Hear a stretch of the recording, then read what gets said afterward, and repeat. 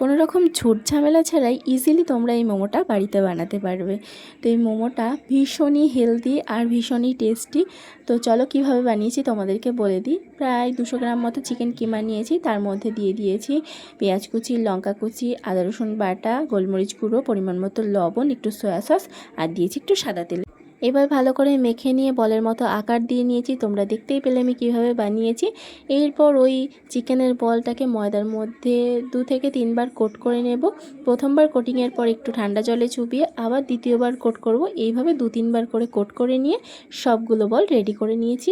এবার একটা ফুটো থালার মধ্যে একটু সাদা তেল মাখিয়ে নিয়ে মোমোর বলগুলোকে সাজিয়ে নিয়েছি। এরপর 15 থেকে 20 মিনিট ভালো করে স্টিম করে নিলেই রেডি হয়ে যাবে healthy and tasty chicken momo. খেতে কিন্তু দারুণ হয়েছিল। ভিডিওটা ভালো লাগলে অবশ্যই একটি লাইক করো আর নতুন নতুন ভিডিও দেখতে আমার চ্যানেলটিকে সাবস্ক্রাইব করতে ভুলো না কিন্তু।